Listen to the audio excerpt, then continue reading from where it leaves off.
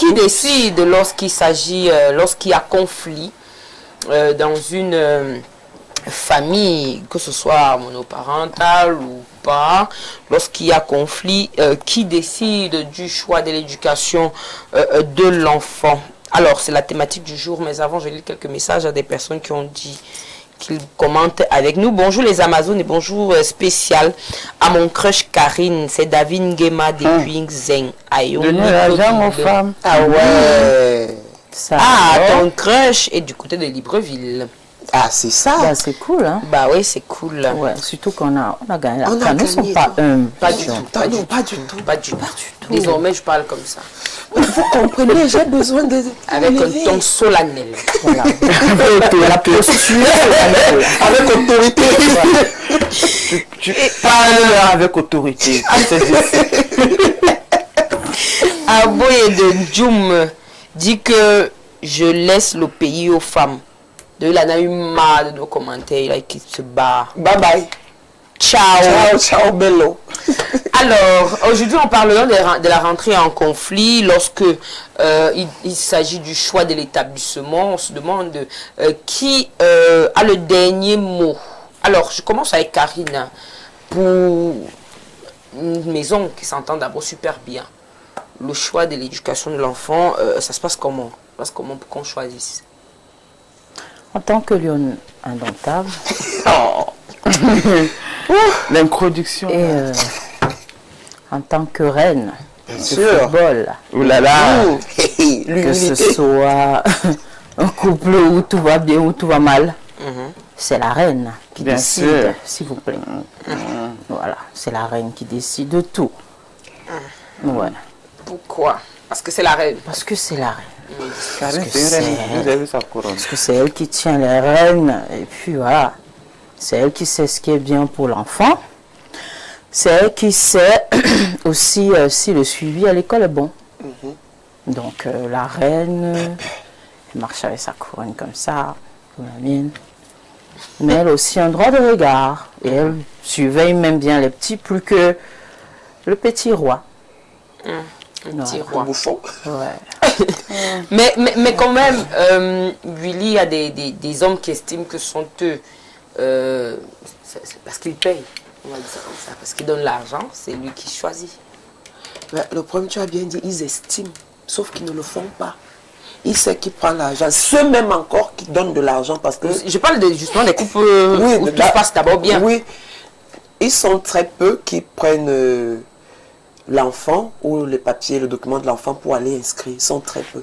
Même pour aller déposer ou récupérer l'enfant, ils ne savent pas le faire.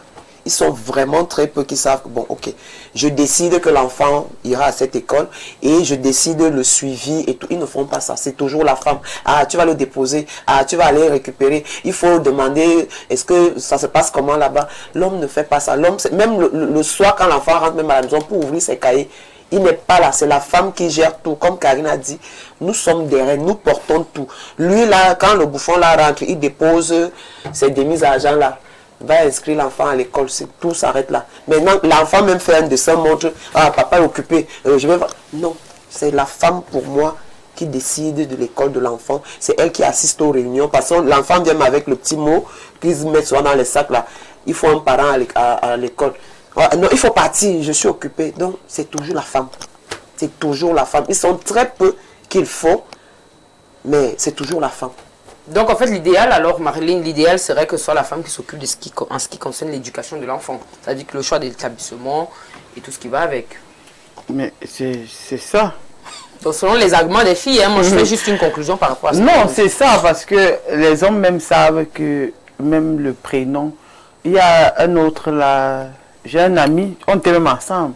Je lui ai demandé il me disait que sa femme a accouché, j'ai dit mes félicitations, l'enfant s'appelle comment? Ah oui, il a refusé. Il a commencé à réfléchir que je ne connais même pas.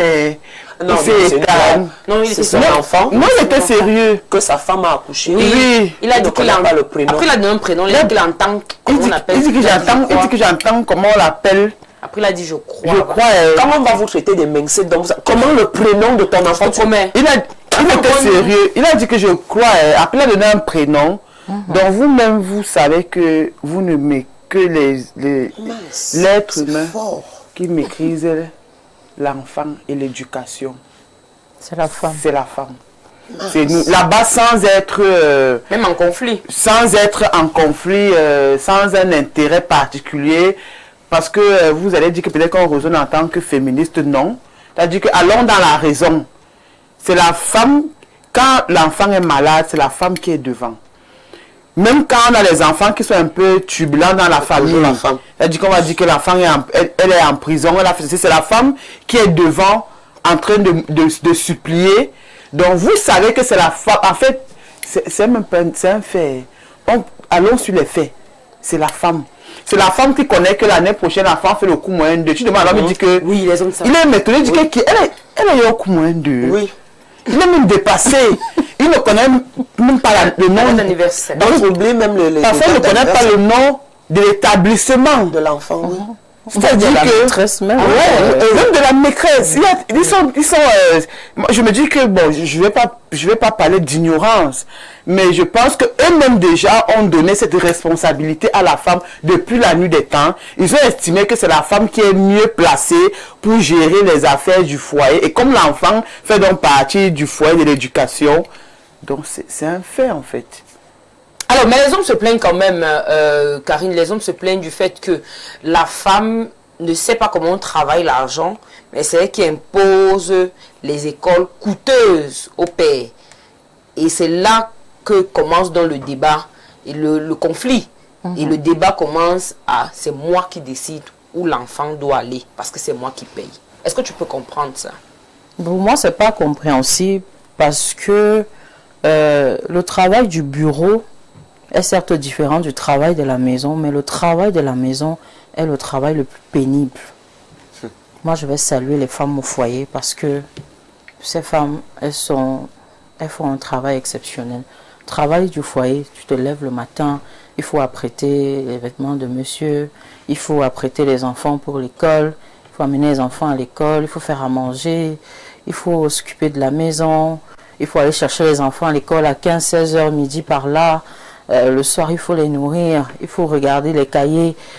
Parfois, la femme s'oublie au profit de sa famille. Donc, ça reste un travail. Moi, ça me dérange lorsqu'il y a des hommes qui estiment que lorsqu'une femme reste à la maison, elle ne fait rien. Non. Le travail du foyer est difficile, je vous assure. Donc, à partir du moment où j'ai levé cet équivoque-là, je vais dire que les hommes, généralement, qui se plaignent, soit c'est parce qu'ils écoutent ce que leurs amis disent, soit c'est parce que la famille a une influence, soit, mais quand tu ne sais pas, par exemple, comme Aline disait, tu ne connais même pas le nom d'un établissement, tu ne sais pas ce qui est dispensé là-bas comme enseignement, tu ne sais pas, ça veut dire que tu ne suis pas l'enfant au quotidien, tu es très mal placé pour décider de l'endroit où l'enfant va aller à l'école. Tu es très mal placé. C'est la femme qui sait que ici, cet établissement a une forte notoriété. Cet établissement est réputé pour avoir de bons résultats scolaires en fin d'année. Cet établissement est réputé pour avoir de bons enseignants parce que le recrutement des enseignants, c'est vraiment la crème et tout. C'est la femme qui sait ça. Donc, c'est un débat stérile parce qu'il y a des hommes justement qui ne veulent pas dépenser en termes d'argent. Il y a des hommes qui estiment par exemple que l'enfant n'a pas besoin d'aller dans un établissement où la pension est coûteuse pour forcément avoir les résultats qu'il faut. Mais parfois c'est nécessaire parce que tous les enfants ne sont pas pareils. Il y a des enfants qui naissent avec une intelligence, on n'a pas besoin de forcer. Même si on met l'enfant là dans un établissement public, l'enfant s'en sort. Mais il y a d'autres enfants, il faut un suivi particulier. Et c'est la femme qui sait tout ça. C'est la femme qui va dire que ton fils, si vraiment sa tête est grosse, mais il est un peu stupide. Il est lent à la détente. Donc, pour qu'il comprenne, il faut peut-être l'appui d'un répétiteur. Il faut peut-être qu'il soit dans un établissement où il y a beaucoup plus de discipline. Il faut qu'il soit dans un collège. Il faut. C'est la femme qui apprécie ces éléments d'ensemble. Donc, pour moi, c'est un débat stérile. Si un homme ne peut pas suivre je veux dire quoi, les enfants à la maison, au moins il doit écouter sa femme. Lorsque sa femme lui dit à un moment que, ok, l'établissement, si je ne sens plus trop ça, ou alors il est important pour notre enfant peut-être de quitter du lycée pour le collège, ou alors de partir du collège pour le lycée, et la femme quand elle est non sérieuse, il faut écouter. Parce que c'est elle qui suit l'enfant au quotidien, c'est pas le travail du mec. Donc pour moi, c'est un faux débat. Ce sont des hommes qui ne veulent juste pas dépenser. S'ils ne veulent pas dépenser sur la scolarité de leurs propres enfants, ils vont dépenser sur quoi? Moi, je me pose la question. Donc, pour moi, c'est un débat stérile. Ce sont juste des omelettes, comme on a l'habitude de dire. Les omelettes avec Oui, le bâton. oui, vraiment. Les omelettes pimentées quand même, non? C'est quand même pimenté, non? Non, Ah ouais? c'est fade. C'est compliqué encore. Soyez quand même des omelettes pimentées avec un peu de les assaisonnements là. Les oignons, les échalotes, tout ce qui est un peu rosé là. Huile d'olive. Voilà, soyez un peu des omelettes raffinées. Mais quand même, pour qu'on reste un peu sérieuse, Willy, pourquoi, elle a parlé d'écoute, pourquoi alors il y a conflit si de base l'homme n'est pas avec les enfants et il n'écoute pas sa femme? Pourquoi on crée le conflit quand les deux points là ne sont pas respectés? Justement, déjà, il y a ce problème d'ego. Ok. Parce que l'ego de l'homme, même dans pour rien, il va trouver que c'est lui qui doit tout décider alors qu'il ne sait rien du tout. Tu ne peux pas décider sur quelque chose que tu ne connais pas. Même comment tes enfants, les pointures de tes enfants, tu ne connais pas. Les habits, tu ne connais pas. Si l'enfant dort, Elles ont acheté toujours les pointures beaucoup plus hautes. C'est impossible que tu veuilles prendre des décisions sur un sujet que tu ignores. Tu ne sais même pas si ton enfant a des lacunes. Il y a des enfants qui ont souvent le frein de langue, qui parlent tard. Tu ne sais même pas si ton enfant a des problèmes auditifs. Il entend peut-être des problèmes de vue. Et c'est la femme qui reste là. Elle regarde. Déjà, la femme, elle est d'abord maîtresse. Elle est infirmière. Elle est directrice d'école. Parce qu'elle marche. Tu vas aller voir la fois. Elle est tout. Elle passe tout le temps à marcher dans des écoles, différentes écoles, pour prendre justement ces informations-là par rapport aux besoins de ses enfants. Mais l'homme, non, il sait qu'il va poser ces miettes-là, et tu vas vouloir décider quelle école. C'est que tout ça là, après il va te demander que je vais payer cher comme ça, quand il va sortir de là, il sera pilote. Il pose souvent ce genre de questions. Oui, pour sortir seulement médecin. C'est une fois. Tu dis à quelqu'un que voilà, l'école de l'enfant coûte par exemple, comme ça là, 100 000, il va te dire que c'est quoi? Il va sortir, au sortir de là, il sera pilote, il sera médecin, il sera président de la République. C'est ton propre enfant. Mais sauf que tu trouves ça, c'est beaucoup parce que tu ne connais pas les besoins que ton enfant en a. C'est pourquoi madame décide que cette école-là serait mieux pour cet enfant-là. C'est tout. Donc l'ego que vous prenez, souvent vous mettez là-bas, là, laissez-nous accrocher ça là-bas parce que là, c'est nous. Encore que si l'enfant sort même pilote, je crois que c'est à l'honneur du père d'abord. Et c'est là qu'il va dire c'est moi. C'est mon enfant. C'est mon enfant. Alors que tu n'as pas passé des nuits blanches. L'enfant peut revenir avec un truc. Et ils oublient. Quand un enfant rentre avec le devoir, il dit papa j'ai un devoir. Ce n'est pas parce qu'il ne sait pas, il ne peut pas faire son devoir seul. Il veut travailler son devoir avec le père. Mais vous êtes toujours là. Non, papa est occupé. Avant même de manipuler, va demander que ta mère... Voilà. En fait, c'est savoir que ta mère... Oui, c'est-à-dire que soit vous êtes bête, ou vous ne comprenez pas les petits devoirs, on donne les ronds aux enfants, vous ne pouvez même pas faire ça. Ou, il vous agace tellement, et vous pensez que prendre l'argent donné vous donne le droit de décider sur l'école que l'enfant... Non, je suis désolé. Vous ne déposez vos demises à argent là, c'est mieux. La date de naissance de l'enfant, vous oubliez. Même les papiers de l'enfant, quand ça arrive, je sais même que j'ai mis ça où. Madame, pourquoi? Et pourquoi donc si tout, tu dois demander à ta femme, pourquoi est-ce que tu penses avoir le pouvoir de décider? Parce que même sur ta propre vieille décide, tu t'habilles le matin pour partir au travail. Tu as vu ma cravate? Je sais que j'ai posé le caleçon. C'est toujours à madame que tu demandes. Alors, de quel droit tu penses pouvoir faire un choix sur l'éducation d'un enfant que tu ne connais même pas de prénom? L'histoire là me pique encore. L'histoire là me pique. Moi, j'ai des petites anecdotes concernant parfois l'ignorance de certains détails. Je me rappelle, un m'avait demandé... l'enfant que tu veux inscrire en session anglophone là, il ne connaît même pas encore parler l'anglais qu'il va aller parler. Ouais, genre quand tu veux faire le choix de l'enfant étant encore tout petit là, dans ses 3 ans, bon, la mère explique que bon voilà, elle pense que actuellement il y a 2 écoles qui ont plus de débouchés. Il y a la technique. Il y a l'école anglophone. Et maintenant, bon, elle pense que l'école anglophone, parce qu'elle a regardé autour d'elle, c'est ça qui est pas à proximité. Le monsieur en face répond que à 3 ans, l'enfant ne parle même pas encore bien.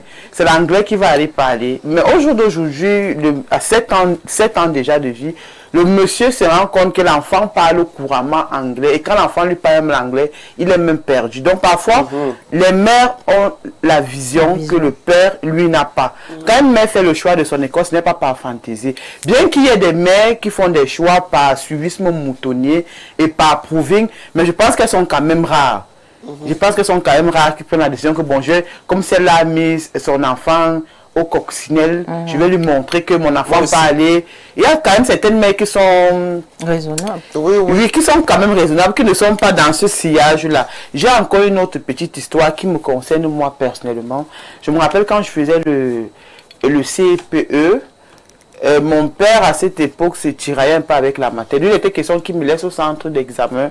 J'arrive au centre d'examen, je n'ai pas le... Tu vois les documents comme... Oui, les récépissés. Je n'ai pas de récépissé. Je n'ai rien, je n'ai même pas le stylo. En fait, il était tellement préoccupé à être dans ce tiraillement qu'il a oublié. Quand on arrive, on dit que quel est le numéro de la salle de l'enfant, il me regarde. Moi, je faisais le CP. Donc, on se regarde, le numéro de la salle. Le récépissé. Attendez un peu, j'appelle sa mère. Donc, vous voyez un peu à quel point les hommes... Moi, là, tout petit, c'est là, comme ça, là. Donc, on se met encore le temps que la mère arrive au centre d'examen. Le temps, en fait, on commence à fouiller les ceci, les cela. Donc, vraiment, cher père, permettez aux femmes de mettre en valeur l'intelligence et la créativité et la sagesse que Dieu leur a donnée.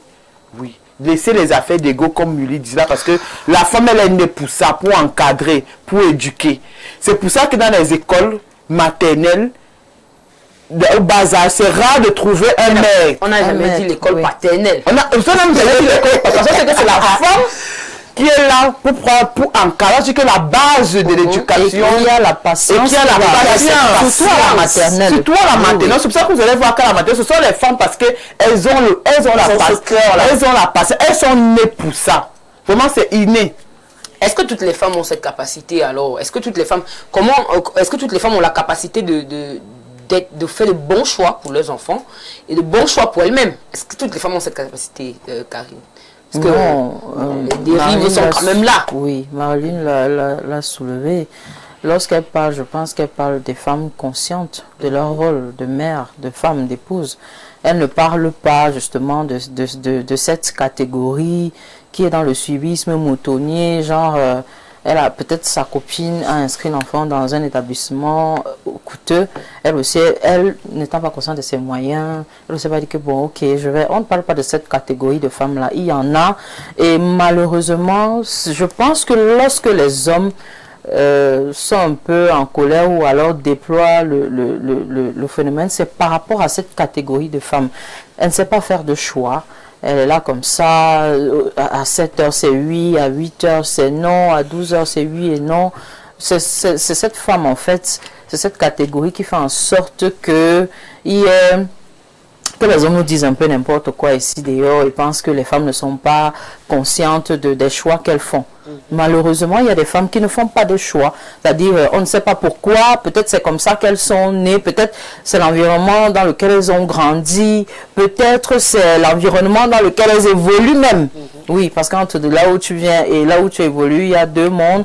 Donc, il y a plusieurs facteurs qui peuvent contribuer à ce qu'il y ait ce type de femme, justement, qui ne sache pas faire de choix, qui ne sache pas peut-être avoir cette vision-là pour l'enfant, pour elle-même, pour le couple, parce que avant même d'élargir au niveau du couple, il y a d'abord des choix personnels que toute femme devrait faire en bonne âme et conscience. Il y a une direction que toute femme devrait avoir. Mais vous allez voir des femmes aujourd'hui qui n'ont même pas de direction. Pour elles, le jour s'est levé, midi est arrivé, 17h le soir, on dort. Et puis le lendemain, c'est un autre jour.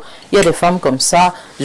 Lorsqu'on élargit alors au niveau du couple, c'est autre chose, c'est le chaos. La famille, c'est autre chose, malheureusement. Donc il y a des femmes comme ça. Alors, je vais creuser un tout petit peu plus. Oui. Je vais creuser un tout petit peu plus. Quand j'essaye de... Les hommes, est-ce qu'ils aiment les femmes de caractère? Je commence par là. Est-ce qu'ils aiment les femmes de caractère? Les hommes aiment les femmes de caractère, mais ils n'aiment pas les femmes de caractère qui l'affirment en public. Oui. Ça se comprend? Oui, ça se comprend. Oui, ça se comprend. Voilà. Ça se comprend. Voilà. Alors, la femme de caractère qui ne l'affirme pas en public, ça se passe comment dans le couple? Bah, la femme de caractère, peut influencer et influence même à 95% les décisions. Mais Oui. l'homme Je veux comment. Je veux sur le comment. Parce que je veux comprendre comment on arrive à allier le caractère et la soumission que les hommes demandent. Comment on arrive à allier caractère et soumission au point où l'homme commence à faire ce que tu souhaites. Bah, écoutez, chaque femme sait d'abord à qui elle a affaire. Hein. Oui. Donc, ça part d'abord de la personnalité du partenaire. Et maintenant, lorsque vous avez un partenaire, par exemple, qui veut un peu faire la tête sur ce qui ne doit pas, la femme peut utiliser tous les moyens possibles. Elle peut décider, par exemple, de ne plus faire à manger. Elle peut, par exemple, gronder même. Il y a des femmes vraiment qui, quand ça ne va pas, elles haussent la le main ton. sur la Oui. table. Elle dit, si tu ne fais pas comme ça, si ça se passe pas comme ça va pas aller et tout, et tout, et tout. Est-ce que c'est pas ce qu'ils disent souvent que ça c'est les défis? Non. Tu peux me défier. C'est pour ça que je dis qu'ils perçoivent cela comme un défi, mais ce sont des moyens de persuasion que la femme utilise. Ok. Mais sauf qu'en face, c'est vu comme un défi. Mais sauf que lorsque la femme est butée, elle utilise ses moyens. Ça peut être n'importe quoi. Il y a des femmes, j'ai souvent entendu dire, il y a des femmes, des hommes qui se plaignent qu'elles me tournent le dos au lit. Ce n'est pas un défi, mais la femme utilise cela à un moment Pour que tu comprennes que pour que ceci doit être, pour que ceci soit fait, il faut que tu marches comme ça. Et pour que tu marches comme ça, je vais te tourner le dos jusqu'à ce que tu sois dans le manque et que tu comprennes que tu vas faire comme on a dit. Et on va voir le résultat après. Alors, je veux donc essayer de faire les deux grilles de lecture. Oui. D'un côté, les femmes disent que les hommes n'écoutent pas. D'un autre côté, les hommes disent que les femmes veulent imposer leur façon d'être alors que c'est lui le chef. Alors, lorsqu'on a une situation pareille où d'un côté, on a besoin d'être compris, Oui. et de l'autre, on a besoin d'être compris aussi, d'une certaine façon. Il veut que tu comprennes que c'est lui le chef, c'est lui qui décide.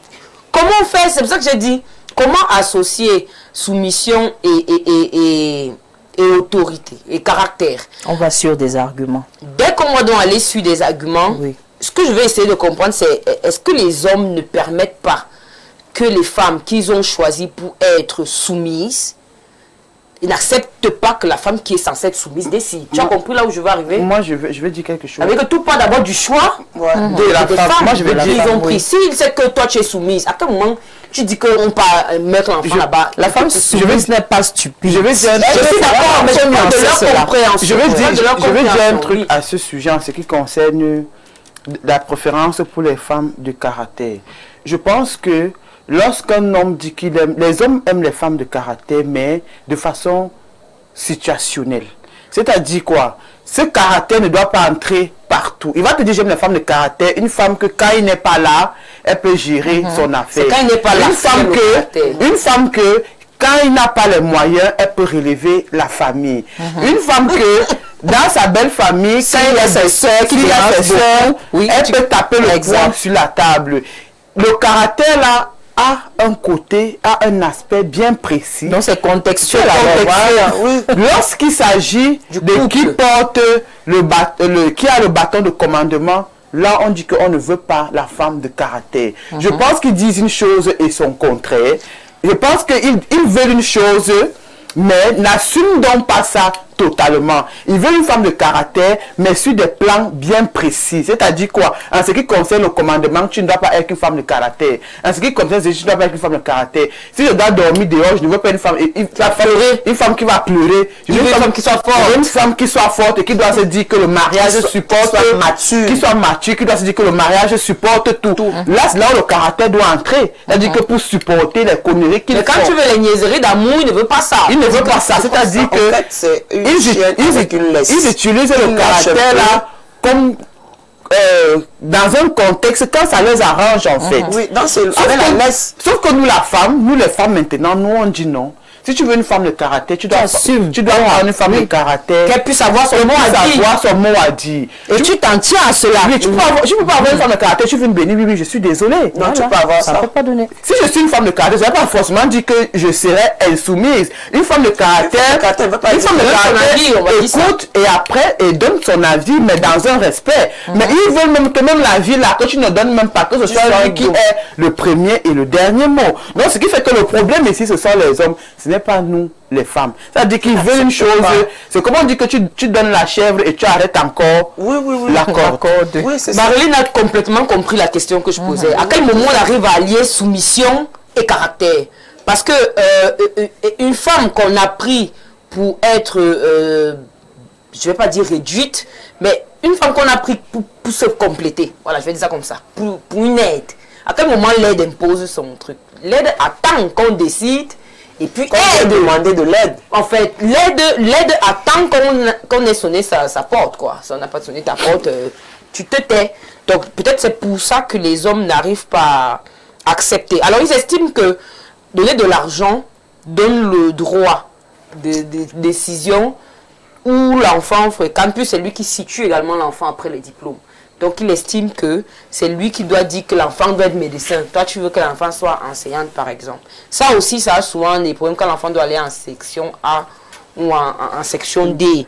Ça a souvent le même problème. C'est-à-dire que si tu l'as alors, je connais des hommes qui ont même dit que va voir ta mère. C'est-à-dire qu'il ne dit pas à l'enfant clairement que tu vas aller voir ta mère parce que c'est elle qui avait choisi la filière là. Tu dis que papa il y a les concours et tout, il ne te calcule pas. Hein. Il te dit va voir ta mère. Tu ne calcules pas. Et les tout gens ça. qui travaillent n'ont même pas le contact. Donc il est là comme ça, là. Il est juste père parce que... Mais maintenant, lorsque l'enfant a besoin que son père, par exemple, restitue quelque part, il n'est même pas capable d'appeler un ami pour dire, écoute, j'aime mon enfant et tout. Il va encore dire, va chez ta mère. Ta famille maternelle. Ce sont eux qui sont riches. Quand tu vas même père, il y a même certains pères que la mère finit de tout faire, après lui prend les mérites d'Io. C'est-à-dire il est le suspendu. Non, c'est moi qui ai fallu que c'est la femme. C'est la femme qui s'est battue dans ses réunions et dans tout. C'est-à-dire que c'est elle qui souffre. Alors, excusez-moi de vous demander ça, mais est-ce que soutenir la cause féminine, c'est peindre l'image de l'homme en noir? Ma magnifique soeur en lunettes, pourquoi parler des hommes avec des qualificatifs comme bouffon? Je viens en paix. La fille en chapeau de paille, tu entends quoi par demi-argent? Tu as le chapeau de paille. C'est la paille? Ah, c'est toi qui as dit demi-argent ici. En fait, c'est la paille. Non. Ah là, mon cerveau a bugué. Oui. Je reviens sur le message. Attends. Comme ça que tu as demi-argent aussi. La fille en chapeau de paille, tu entends quoi par demi-argent? Honneur aux femmes. Vous le valez bien, mais toute proportion gardée, vous ne devez agir comme si les hommes ne sont plus dignes d'exister. C'est André de Yaoundé. Bien le bonjour à vous. Par rapport à votre thématique, le choix de l'éducation de l'enfant est une responsabilité partagée. Les parents doivent dialoguer ensemble pour l'encadrement de leur enfant. Chacun a son rôle à jouer, étant donné que le plus important soit l'intérêt supérieur de l'enfant. L'éducation de l'enfant est une tâche qui incombe aux deux parents. C'est un incompris et non un dictat. C'est Pascal depuis le dispensaire Meussassi. Alors pour un parent, pour un homme qui est donc absent, on discute de quoi avec lui? Moi, je ne sais pas. Quand un papa est absent, comment est-ce qu'on fait pour discuter avec lui afin de trouver ce qui est bien pour l'enfant? Karine. Bah, moi, j'ai dit... Parce que forcément, il doit donner son analyse sur l'enfant, tu donnes ton analyse. Moi, j'ai vu qu'il était un peu... Le problème, c'est que tu ne peux pas donner ton avis sur un enfant alors que tu n'es pas là. Voilà. Tu ne connais même pas l'enfant. On a entendu... là, tout à l'heure, qu'il y a des hommes qui oublient même les prénoms des enfants. Même la date de naissance de ton enfant, tu ne connais pas. Et à quel moment tu vas donc venir décider sur cet enfant? Sur la base de quoi tu vas décider sur un enfant? Tu n'es jamais là. Tu ne sais... Ça dit que même la base qui est le nom, qui est la date de naissance, tu oublies même les anniversaires de ton propre enfant. Tu veux donc décider de quoi et à partir de quoi quand même? Il faut quand même des éléments factuels. Hein? Donc tu vas pas, on va te demander ton avis à quel moment alors que tu n'es pas là. On va demander l'avis de celui qui est présent. C'est tout. C'est la personne qui fréquente l'enfant. Donc ça veut dire que... Mais les hommes souhaitent le dialogue. Dans le message, ils demandent quand même qu'il faudrait que ce soit un dialogue, que ce soit partagé. Mais ça, c'est dans les couples normaux. Quand les deux parents sont impliqués. Voilà, ça c'est... les parents sont impliqués. Quand c'est quand l'homme est soucieux et est impliqué. Je pense que parfois... Ça, c'est dans la norme. C'est normalement comme ça que ça devrait se passer. Mais malheureusement, c'est pas ce qui se passe. C'est pas ce qui se passe. D'accord. Bonjour les Amazones, très belle sur le plateau, mais le choix de l'éducation est au cas par cas. Comme il y a des hommes négligents, c'est ça qu'il y a aussi des femmes négligentes, sans oublier le niveau intellectuel de l'un des parents qui est un élément à prendre en compte. C'est Philippe de Douala Yassa. L'idéal est de parler d'une même voix face à votre enfant, son avenir est en jeu. Alors il évoque un argument important, je me dis, le niveau intellectuel. Oui. Et justement la suite de ma question des hommes qui demandaient des femmes soumises à l'époque. Les femmes allaient d'ailleurs vers l'école. Ouais. Du coup, à quel moment elle va choisir ce qui est bien. Qu'est-ce qu'elle sait d'abord de comment est-ce qu'on devient médecin? Elle sait d'abord comment qu'on devient avocate. Elle était prise parce qu'elle est soumise et calme, elle fait des bébés. À quel moment elle va aller donner son avis, lui, Marlene? Déjà, l'école d'avant n'était pas comme l'école de maintenant. C'est-à-dire, lorsque nos grands-parents allaient à l'école, c'était pas comme maintenant que il y a des plusieurs choix. Il y a plusieurs choix. Je pense pas qu'il y avait plusieurs choix même avant. C'était déjà quand tu sais seulement que quand l'enfant va commencer l'école, il commence seulement ici. C'est-à-dire que je ne pense pas qu'il y avait quand même plusieurs choix. Qu'on disait qu'il y avait les littéraires, il y avait les scientifiques, il y avait ceci. Je pense qu'il y avait une seule option. Je peux me tromper, je sais pas.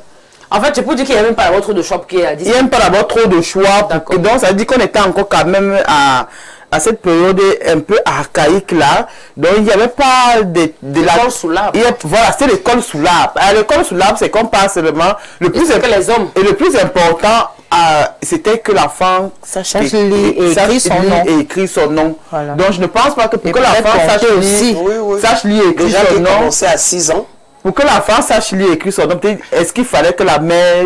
Si on a donc contextualisé aujourd'hui, est-ce que c'est la personne qui a le plus de diplômes qui doit donner qui doit donner son avis? On peut avoir les diplômes et ne pas être sage. Je suis d'accord. Parce qu'il y a l'intelligence, oui, le bic, ce que vous voulez, mais la sagesse, la savoir lire ton enfant.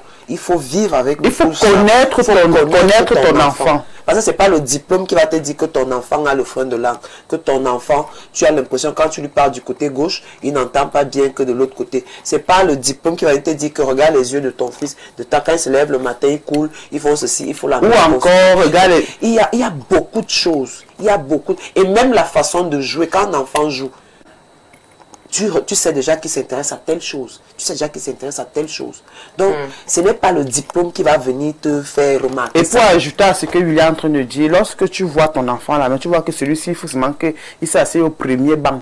C'est-à-dire que quand tu parles, tu dis que pardon, mes classes, mettez celui-ci. Oui, parce que tu sais qu'il a des problèmes. Et pardon, soyez un peu regardé par celui-ci, il joue énormément. Il y a des enfants qui sont très discrets. Il y a des enfants qui aiment rire. C'est-à-dire que lui, toute sa vie, il y a des enfants qui ne sont pas concentrés. Il y a des enfants qui ont les problèmes de vue, c'est-à-dire il faut qu'il soit proche du tableau pour pouvoir bien voir. Mais si toi tu ne connais pas ton propre enfant, c'est le diplôme qu'on ne refuse pas. Le diplôme est bien, mais tu dois connaître ton enfant. À un certain âge, on va se dire que le premier cycle c'est normal, on connaît 1 plus 2 égale ceci. Quand ça commence à monter, peut-être au second cycle, c'est là que... Le premier n'est pas facile, hein. On vous a donné un devoir de maths du CM2. Ouais. Attention, hein. Même les enseignants du collège, ça les tape, on est obligé d'appeler un maître du CM2. Parce qu'il y a des calculs. Oui, j'avais bugué devant les trucs des enfants elle a fait 6. J'ai dû appeler ma mère. Et c'est elle qui m'a expliqué que non, qu'il y a une méthodologie au primaire, que toi, quand tu as déjà été en haut là, tu ne connais pas. Hein. Donc, du coup, ça te tape, tu vas mettre les X, les Y. Du coup, c'est où l'intelligence, d'où les diplômes entrent en jeu, que tu puisses donner un coup de main à ton enfant s'il a un devoir qu'il ne comprend pas, peut-être en anglais ou en mathématiques. Mais les enseignants m'ont même toujours dit que le devoir qu'on envoie aux enfants à la maison, c'est pour que l'enfant travaille seul. Il doit même rater. Parce que justement, lorsqu'il va revenir à l'école, on va corriger. Donc en principe, il n'est même pas censé trouver à la maison. C'est-à-dire que le parent doit juste veiller à ce qu'il fasse le devoir. Juste pas l'aider même à faire ce devoir. C'est-à-dire que tu n'as même pas besoin de comprendre. Il faut même déjà que le parent puisse lire. Non mais on lit. Ce que je veux dire, c'est que il y a certes la sagesse du village et l'observation dont je crois que tout être humain normal est doté. Mais on ne va jamais effacer le fait que le niveau intellectuel ou bien l'école joue un rôle important. Parce que lorsque vous êtes dans un couple, par exemple, où les deux ont un niveau intellectuel approximatif ou bien un niveau scolaire approximatif, ils sont fermés.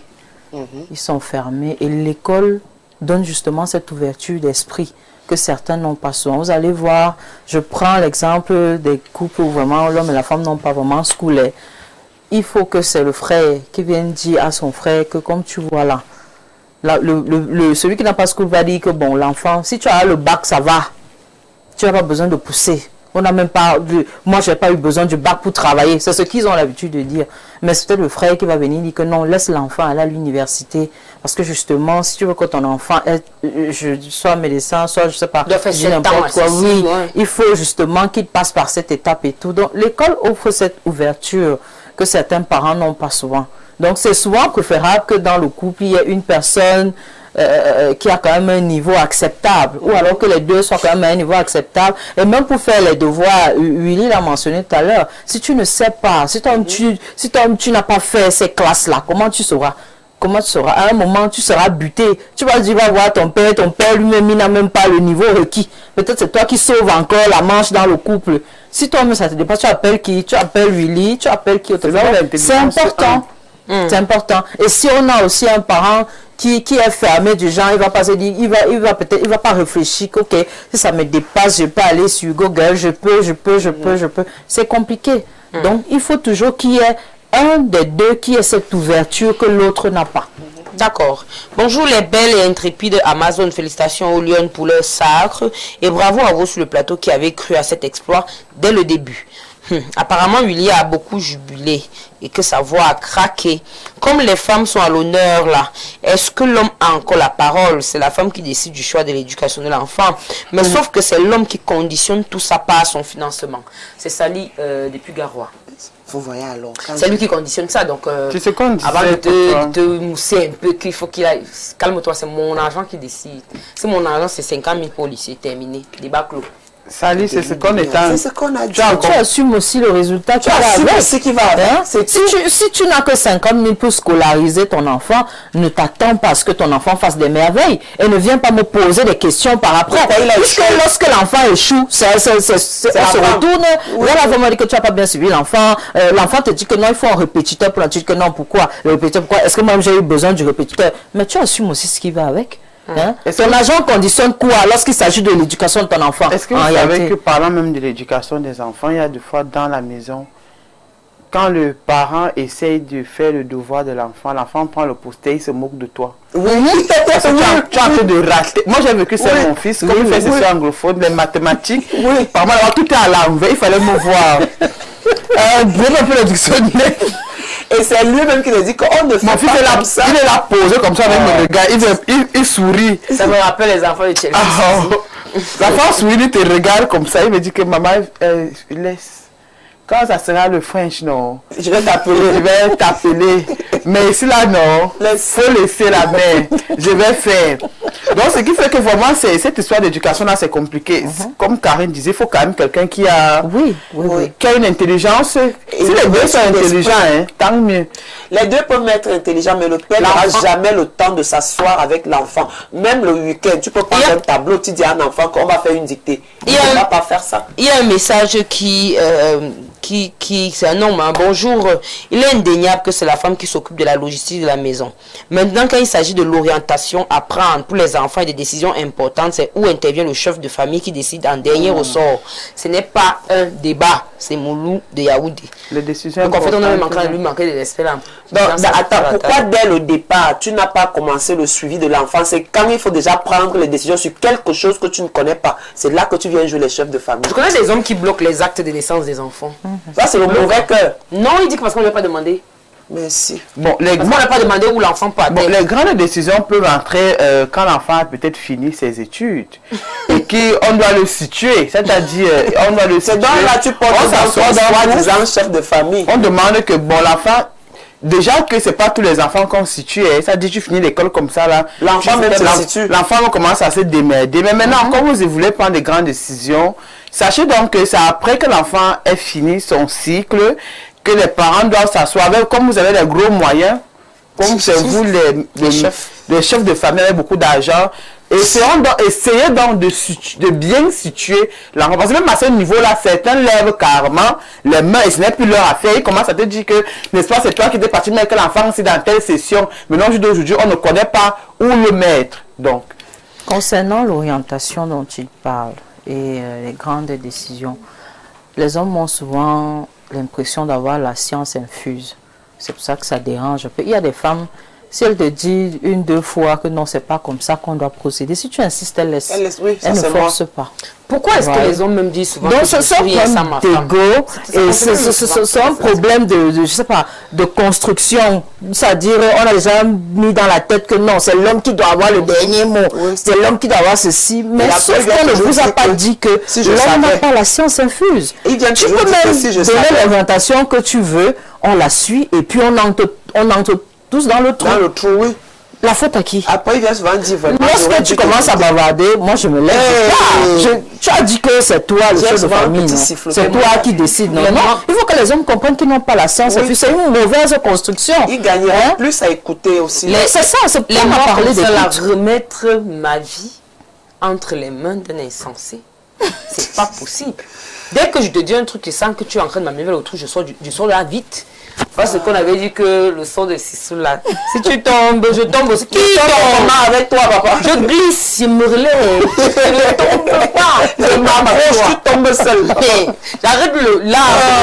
Tu tombes seul. Ça, vous n'avez pas la science infuse. Il ne faut pas dire que les dernières décisions ou l'orientation de ci, ça, tu peux avoir une vision du couple parce que tu as grandi peut-être dans un environnement où tu as vu ton père étant comme ça. C'est généralement avec cet esprit-là que les hommes vont en mariage, mais sauf que quand tu es avec une femme, voilà, ce qu'ils ont exact, ils reproduisent juste ça, ce qu'ils ont appris, mais c'est pas toujours ça. Et quand ils partent se buter, au lieu de venir humblement dire que vraiment je reconnais que ils viennent se fâcher encore contre toi. Malheureusement, ça devient toi le problème.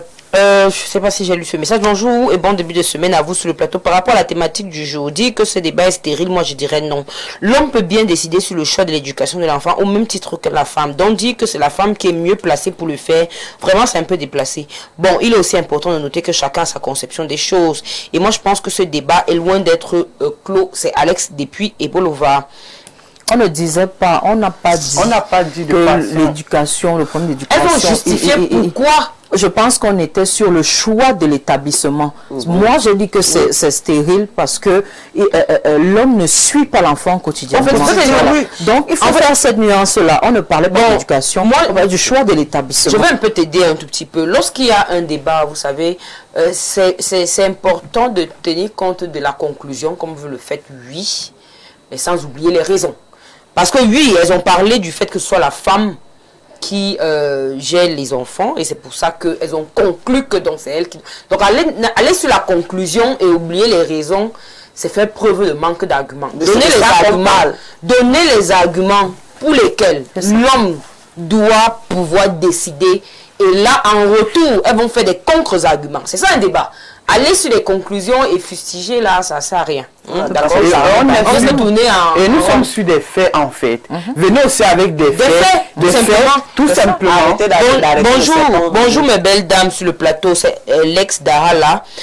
Les femmes et les comparaisons. Combien parmi vous ont pour compagnon un homme moins littré que vous pour prétendre être mieux placé en matière d'éducation des enfants? Depuis l'arrivée du féminisme et de votre émancipation, vous avez dans le pouvoir sur vos enfants. Conclusion, on a une jeunesse violente et perdue. C'est le féminisme qui a fait que les hommes ne soient plus en train d'éduquer les enfants. Moi, je pense que c'est depuis la nuit des temps. Les hommes n'ont jamais été à côté des enfants. Ils ont estimé que les enfants traînent avec la mère. D'ailleurs, vous aimez dire tout le temps que la poule mâche tout là, le poussin. Oui, est-ce que les hommes oublient même que c'est pas une chose de... Il n'a pas compris en fait. Au contraire, on appelle, au contraire dans les propos des filles, elles appellent, elles les invitent les hommes à être plus impliqués dans la vie des enfants. C'est ce qu'elles font depuis là. Ça c'est votre époque là, vous preniez vos enfants donnés aux grands-parents. Vous êtes plutôt dans une époque, c'est devenu pire. C'est-à-dire que ce qui était fait avant, En fait, le téléspectateur n'a pas compris. Il n'a pas compris. On disait qu'il serait important que dans le couple, exact. Oui, on n'a pas fustigé le fait, mais on a dit que c'est important quand même qu'il y ait un des partenaires qui ait une ouverture que l'autre n'a pas. Qu'est-ce que vous ne comprenez pas? Ça peut être l'homme, ça peut être la femme, c'est ça qui apporte un équilibre. Qu'est-ce que vous n'avez pas compris dans ce qu'on a dit en fait? Alors, à l'époque même, les hommes, les enfants garçons marchaient avec le père, les enfants filles marchaient avec la mère. Maintenant, que ce soit garçon comme fille, les hommes sont avec la mère.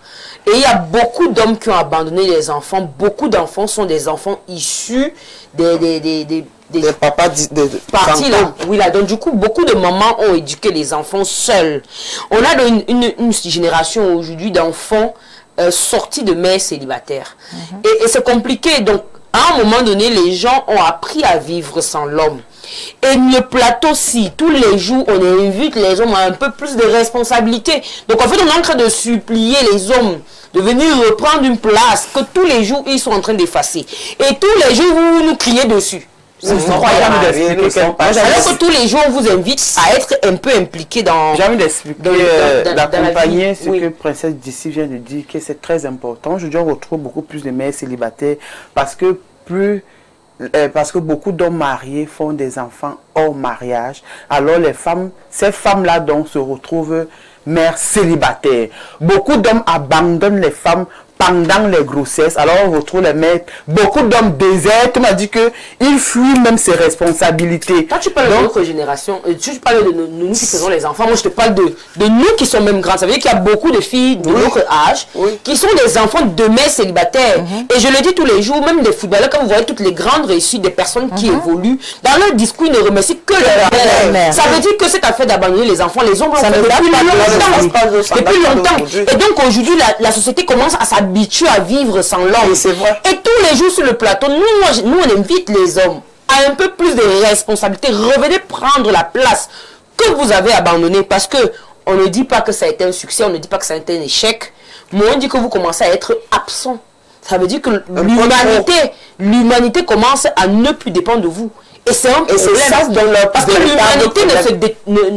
l'humanité n'abandonne pas la place de la femme. Dans toutes les sociétés, la femme reste d'une importance capitale. Mais plus le temps passe, plus l'homme a tendance à ne plus avoir de place. Donc tous les jours, on vous demande de reprendre vos places. Vous estimez qu'on est méchante? Nous sommes féministes. C'est pour ça qu'on a parlé d'ouverture d'esprit. C'est ça, on refuse d'être ouvert d'esprit. Et les hommes ont cessé d'être des héros. Ils ont vraiment cessé d'être des héros. Et c'est pourquoi les femmes comblent le vide. Une femme ne va jamais abandonner son enfant. Même si vous voyez une femme qui accouche un enfant qui n'est même pas normal, l'homme va lever les mains. Il va dire que moi, dans notre famille, on n'a jamais vu le genre d'enfant-ci. Mais vous allez voir là, même si son enfant n'est pas normal, elle va amener son enfant partout. Même partout où on dit qu'il y a la guérison, elle va partir. Mais l'homme rarement va suivre. Il va dire que non, toi tu sais d'où tu sais avec ton enfant là. C'est dans votre famille qu'il y a les enfants comme ça. Chez nous, il n'y a pas ça. Notre chose, vous levez les mains. Vous pensez que quelle est la femme qui va abandonner son enfant? C'est pourquoi les femmes comblent donc justement le vide. Si vous n'êtes pas là, vous voulez qu'elle fasse quoi? Si vous abandonnez vos enfants, une femme ne peut pas abandonner son enfant. Justement, pour combler ces vides, moins de femmes sont des mères au foyer. Ça veut dire qu'elles refusent. Mieux que chacun a acheté un cajou de tomates de 5 000. Oui, elle s'organise là parce qu'elle est fatiguée de l'abandon. Elle dit qu'elle en a marre en fait parce que vous avez laissé la femme. Et comme je disais, vous vous plaignez que le père vous voulez qu'elle soit soumise. Vous voulez qu'elle fasse du 50-50. Vous voulez qu'elle soit des médecins pour vos enfants. Vous voulez que c'est à quel moment elle sera soumise? Quand vous faites quelque chose même. C'est à quel moment? Entre la mère et le père, c'est une décision conjointe. Les deux parents exercent ensemble l'autorité parentale et doivent se mettre d'accord sur le choix de l'éducation de l'enfant, école, filière, orientation. Toutefois, en pratique au Cameroun, dans un couple marié, la décision est prise d'un commun accord. Mais en cas de désaccord persistant, c'est traditionnellement le père, chef de famille selon le code civil camerounais, qui a le dernier mot. Après un divorce, c'est le parent qui a la garde qui prend les décisions courantes sur l'éducation, sauf décision contraire du juge.